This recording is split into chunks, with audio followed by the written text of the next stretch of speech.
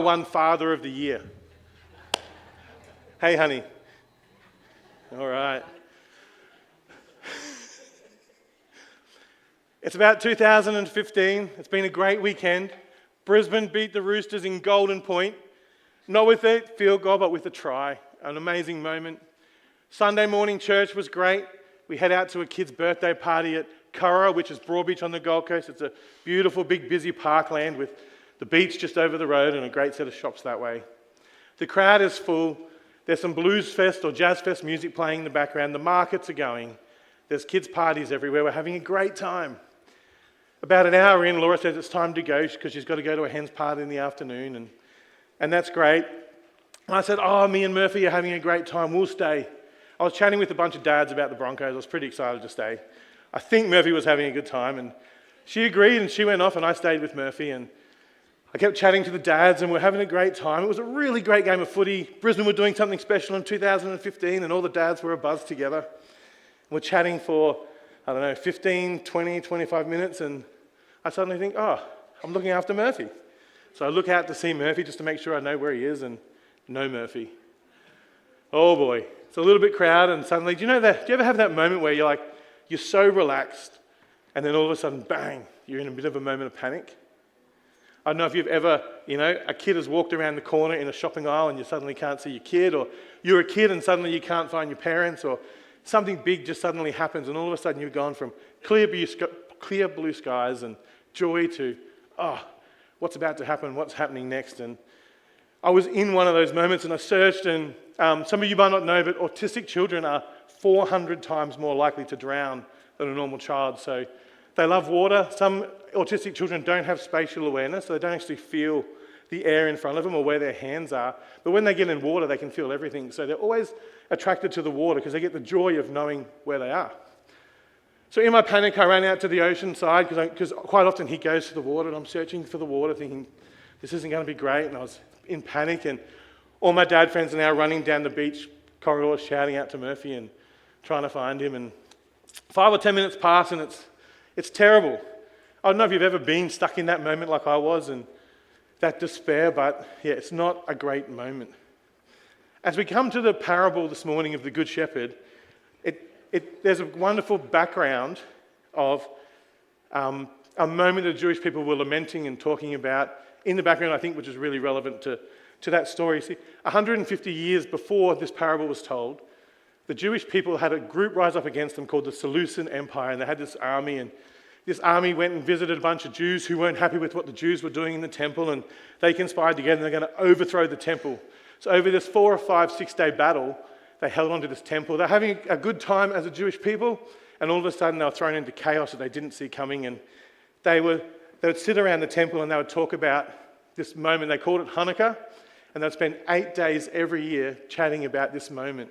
And in this Hanukkah, they'd have this thing called a rededication.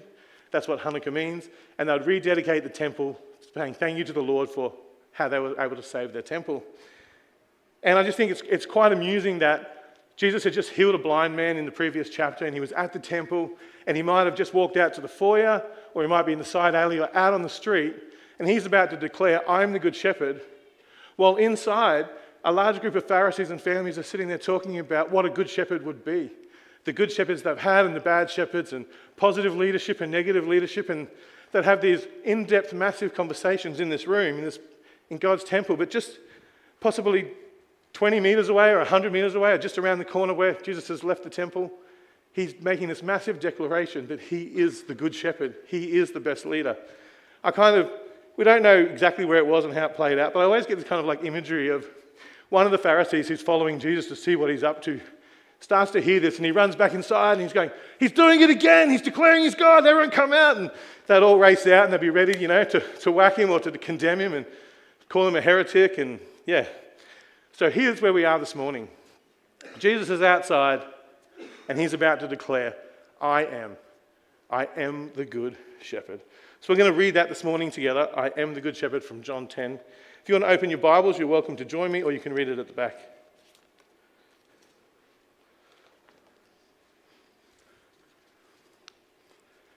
Very truly I tell you, Pharisees, anyone who does not enter the sheep pen by the gate, but climbs in by some other way is a thief and a robber. The one who enters by the gate is the shepherd of the sheep. The gatekeeper opens the gate for him, and the sheep listen to his voice. He calls his own sheep by name and leads them out. When he has brought out all his own, he goes on ahead of them, and his sheep follow him because they know his voice. But they will never follow a stranger. In fact, they will run away from a stranger. They will run away from his voice because they do not know his voice. Jesus used this figure of speech, but the Pharisees did not understand what he was telling them. Therefore, Jesus said again, "Very truly I tell you, I am the gate for the sheep. All who have come before me are thieves and robbers, but the sheep have not listened to them. I am the gate. Whoever enters through me will be saved. They will come in and go out and find pasture. The thief comes only to steal and kill and destroy. I have come that they may have life, and have life to the full. I am the good shepherd. The good shepherd lays down his life for the sheep. The hired hand is not the shepherd and does not own the sheep. So when he sees the wolf coming, he abandons the sheep and runs away. The wolf attacks the flock and scatters it. The man runs away because he is a hired hand and cares nothing for the sheep. I am the good shepherd. I know my sheep, and my sheep know me. Just as the Father knows me, and I know the Father, and I lay down my life for the sheep." How great are sheep? They're beautiful. They're cuddly, they're fluffy. We love it when our kids go into one of those little petting areas in a kids' farm thing, and they pick it up and we get a photo and it's beautiful. Coming up in Easter Fest, enjoy that. How about when you get a chance to travel in the green pastures? Has anyone been to northern Tasmania, out near Burnie and places, and you're driving along and there's this beautiful landscape and you see these sheep and these little lamb following, it's beautiful. And even better than that, how great do lamb taste? Barbecued, in the oven, slow cooker, on potato, on bread, leftovers. It doesn't get much better. There's some good things about sheep, especially lamb. But beyond that, if you were to ask an Australian sheep farmer what it's like raising sheep, what it's like being a sheep farmer, they kind of most likely would give you a bit of a smile. And I read this online that a lot of them would say, it's funny, they try and invent a new way to die every day. There's a thing called scat. They fall on their back and it's called casting, which means that they get stuck. They can't get back up. If they're on their back, sometimes they die within a couple of hours. They often don't know the difference between beautiful grass and poisonous weed. So they can eat that and get blocked up and die within the day. If they get a little nick or a little cut, that infection can grow faster than any other cattle can, and they can die from that. There's so many challenges. It's tiring to be an Australian sheep farmer. And that's with fences. That's now with CCTV footage on all of their paddocks. That's with a vet on their speed dial. That's with water that comes out of a trough and gets refilled every day. So I want to remove all that context of how easy it is for farmers who find it difficult back to 2,000 years ago, when on the edge of the Judean desert, there was a whole heap of sheep farmers. It was a really rough area. No fences, no water running that you can just walk to every day. You have to go and find the water. You have to go and find the pastures. The sheep are easily led astray. They lack discernment. They wander off. And amongst all of this stuff is a whole bunch of cliffs on the edge of this desert where they're kind of like crackling and falling, and they're like 1,000-foot drops all over the place. So it's not like it is in the modern day. It's actually even more difficult. You ask a sheep what the number one thing is in modern day, and it's pulling their head out of fences as well. Sorry, I just wanted to mention that. Now, in this harsh climate in Judea, around Bethlehem and around other places, there'd be 3 months of great rain every year where the shepherds would just have it a little bit easier. There'd be green pastures, there'd be water, there'd be cooler days and just a bit more enjoyable. But for 8 to 9 months of the year, it was really desolate, really dry, not much pasture, hard to find water. If they found water and it was running, the sheep still wouldn't drink from it. It had to be still waters. Now, it took quite a person in those days to be a shepherd. And it took someone extraordinary to be a decent shepherd, and someone almost unbelievable to be a good shepherd. His eye always had to be on the lookout for danger, predators, rough ground, places where a sheep might get stuck. When one strays, he goes after it and brings it back. He gets no time off. He's always on the lookout for those elusive green pastures, the very still water, and safe enclosures for the evenings. You know, amongst a hard day, you get up and you've got the sheep going out all day, you finally find a bit of pasture, you finally find a bit of water, and you're in this beautiful spot, but then you realize it's open to predators. You can't spend the evening there because it's too dangerous. So you'd quickly go out and you'd look for somewhere that might have, you know, the edge of one of those cliff faces as one of the walls and some heavy thicket as another part, and you work really, really, really hard to find the spot where there's only a small entrance, so only something small can get through. And then when you do that, you then maybe lie in front of that entrance and you block. So any sheep that wants to come through has to come through you, and you try and block out the predators. As we read this parable, I'm reminded that it's a beautiful imagery. It's this wonderful thing that we imagine, these beautiful sheep with this beautiful shepherd, and it's beautiful and there's stillness and there's peace. But did you know that there was many shepherds? There was many flocks. And the drier it got and the more challenging it became, the places to find water and pastures was competitive. So it wouldn't be one sheep, one shepherd, one flock. It would be many flocks, many shepherds, many average shepherds competing for those pastures. There would have been a bit of noise, sometimes a bit of chaos, and then finally you find that place, that quiet place at night, and you've just got them all in there and you're settled, and then all of a sudden you hear the noise. There's another flock coming down the hill. And suddenly there's two flocks in the pen that you found first. How annoying. And now you're making quite a bit of noise, and that's letting all the other shepherds know that, yep, they may have found somewhere. And all of a sudden there might be 2, 3, 4, 5 shepherd flocks just going crazy in this little pen, and the chaos and the noise, and it's hard to hear your shepherd, and it's just uncomfortable, and suddenly everything's distracting. It's tough. It's tough being a shepherd. I'm reminded of a story from the 1980s. There's a lot of shepherd farmers around little villages in Bethlehem. They were Palestinian, and they decided that they'd had enough of the oppression of what they were going through, and they rose up and decided they were going to stand firm against people stealing their stuff, and they weren't happy, and whatever the politics are, they just weren't happy. So they rose up and they actually went against the Israeli Defense Force. And unfortunately, the Israel Defense Force killed all of the shepherds and killed all of the fathers. And someone around this decided that, you know what? There's a whole bunch of sheep, cows, goats, chickens, thousands of animals, suddenly with no one looking after them. Here's a great opportunity, we can come and grab them. So they rounded up, they got heaps of people, they rounded up all of these sheep and cows and just squashed them all into this little pen, and they were holding them there figuring out, what are we going to do with them? This might be a great opportunity for us to take stuff. And the Israeli Defense Force heard about it, and they went over and they stopped it, and they kept guard, and they just didn't know what to do because there's just so many sheep and they all look the same, so many cows and they all look the same. You can't disperse them, it might be unfair, we don't want to upset people. And they were really mindful that this could become a big thing, and women were coming up trying to get their stuff and they'd just be turned away. And finally this woman with a whole heap of courage, and she was really strong-willed, came up and she was like, I want my sheep. And they kind of looked at her, and then they looked at this massive pen, and they kind of like were a bit funny about it. They're like, oh, I don't think you're going to know which ones are yours, and I don't know how we're going to get them out. And she's like, I want my sheep. And so she says, they say, we'll open the gate. You're welcome to go in and you can see if you can get your sheep. They just thought it was a bit humorous because they knew that she wouldn't be able to do it. And so they open up the gate, and that mum calls over her 10-year-old boy, and he comes over. And he shouts out, and his voice or a little instrument he plays or something happens, and he makes his noise. And then he turns away and just walks back home. And the mum just follows the son and walks back home. And so he's walking home, and then just out of all of these cows and sheep and goats and everything, out trickled this little flock of about 20 sheep, and just walked out the gate and followed them home because they knew his voice, because they knew the voice of their master. How beautiful. As we read the parable and hear the stories and enjoy sheep, it's important to know what is the driving factor, what keeps them safe, and it's his voice. It's the voice of the Good Shepherd.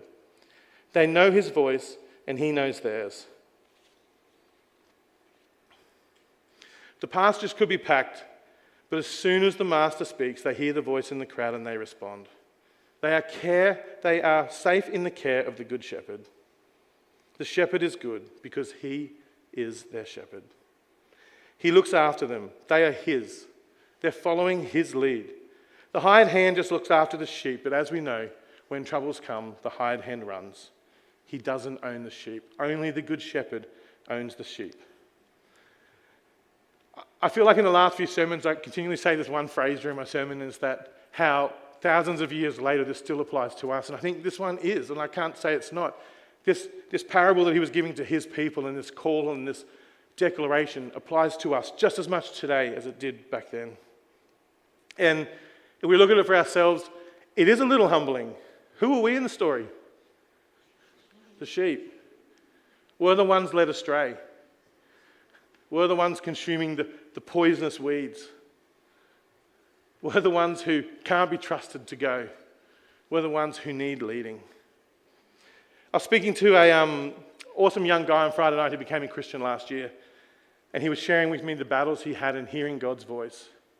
And we were chatting away, and he was telling me about it, reminded me of his conversion story and how he called out to God and God answered him. And since then, he's been battling to hear his voice, and he's been distracted by all these things. And hearing his story, I was listening to all of the other voices that had been coming in. Voices from himself and his own doubts, to voices in things online, to voices from around the world, and so many voices. It sounded really loud. It sounded like it's going to be hard to hear a voice when there's so much. And it was really great to chat to him about slowing down, being still, and learning how we hear God's voice. There's also another thing that he was doing, and I resonated with it so much. He was spending a heap of time being Christ-like. He become a Christian, and he wants to be the best Christian he can do, and he's looking at how Christians act and behave, and he's modeling that, and he's reading a bit of his word, and he's trying to ask himself every day, how would a Christian respond in this? What would Jesus do in that? And he's spending so much time trying to be like Christ. But as we talked, we discovered so little time in just being with him. A massive part of being Christ-like, and it's great to want to be Christ-like, we're called to do it, but a massive part of that is just being with him. How do we get to know our friends and our family? Through spending time together. How do we recognize their voice? Because we hear it so much, because we recognize it so easily. Be Christ-like, but also be in his presence. You can be still in prayer. You can be still in his word.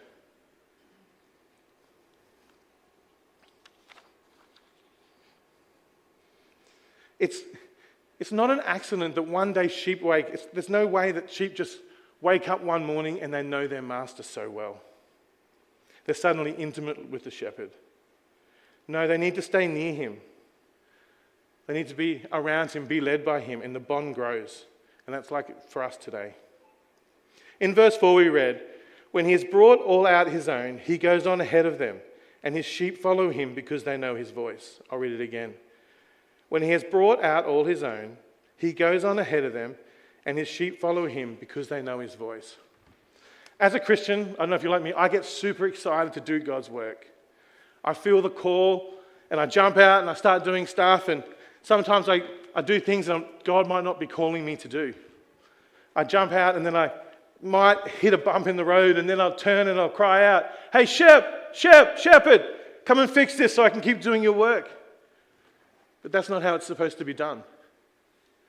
In the stillness, he guides us and he leads us. His voice directs, we go where he leads. The shepherd is never behind the herd pushing them along from the back. We always read that the shepherd's in the front. He leads and we follow his voice. We grow in hearing Jesus by drawing near to him. And as I said before, spending time in his word. Being still in prayer, by choosing his presence in the noise of life. A couple of weeks ago, I was a bit overtired and feeling a bit cranky, and I was driving to work and feeling really sorry for myself, and I was talking to Jesus like he wasn't really there, he wasn't in the car with me, and I was just sharing my frustrations and kind of telling him how disappointed I was. On a Tuesday morning a few years ago, I had two mates, and we used to call each other every Tuesday morning or Wednesday morning, and we'd just have a chat about how life is going, and we'd ask each other some tough questions about, your ministry, but also, your personal choices. And it was a great time, and I was just reminded of that. Both of my mates had passed away in the last couple of years, so don't have those calls anymore. And I was just thinking about those calls on the way, and I was just feeling super lonely and getting angry, and I was just having this moment of like, Jesus, where are you? I'm doing all this outreach stuff, I'm loving serving you, but I just feel like you're not there. And I got up onto the corner here, and I kind of just had this moment of this vision of that Jesus was sitting in the car with me, and I just had this vision of him just going, I'm here. And just kind of in the next seat beside me, and it hit me so hard, I had to pull over, and it was just such a great moment of being reminded that he does lead us, he walks before us, but he's with us. Everything we do is with him and should be led by him. And I had to park up on the corner, regather myself and walk in, and I did, but I thank the Lord that he reminded me right then and there that things happen in his presence. We need to be active to his voice and his call. The more time we spend with the Good Shepherd, the more familiar his voice becomes to us. It's the voice that calls us back. It's his voice that leads us home. When we read this parable, this great I am declaration, I kind of found that there was two ways that you could read it. It's either a beautiful affirmation of what God is doing in your life. It's that you're being led by Jesus and you're acknowledging his voice and how beautiful that is. And it's a beautiful reminder of the expression of faith that you're living with Jesus Christ as your Savior. And the other side is it's a warning. Maybe you're not hearing his voice. Maybe it's that you don't know the Good Shepherd. The Good Shepherd who clearly is Jesus as he says, I am. I am the Good Shepherd. I will be the one that lays my life down for you. He's the one who died on the cross, and in a few weeks' time we're going to celebrate Easter, and we're going to just revel in the joy of the resurrection of Jesus who rose again and conquered all sin and gave us the chance to go into his pen. So enjoy the affirmation or take the moment and reflect on the warning. He has a voice. His voice is for you and it calls. That Father of the Year day, I was walking back up the beach a little bit panicked and a bit of despair and lost, and going to my bag where the party was. I was going to pull out my phone and call Laura, or maybe call Triple O, I don't know, but panic had set in and I was super stressed, and I pulled out the phone and I was dialing, I think, Laura's number, and then I heard it. My son Murphy is non-verbal. He's not verbal in the way you know, but he's very verbal in his own way.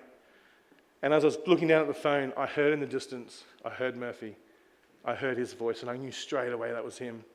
I looked out, there's a pretty big crowd. I couldn't see him, but it really didn't matter because I'd heard his voice, and I knew he was safe, and I knew he wasn't in the water. And the relief that came over knowing his voice. That's the same relief that you can know when you know the voice of your Lord and Savior, Jesus Christ. He is the Good Shepherd. Let's pray together.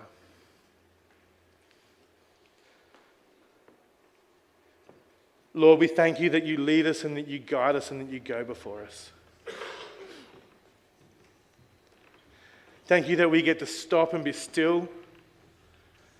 Thank you that in the midst of all the craziness of all the things around the world, Lord, all the things in our family, all the things in our work, all the things in our peripherals, Lord, that we can still hear your voice. That amongst the chaos we are led by you. Not led by someone who will let us down when the wolves come, but someone who will lead us and guide us and protect us. Lord, thank you that we get to be children of you. Lord, I pray that you continue to challenge us to acknowledge your presence. May we clearly hear your voice.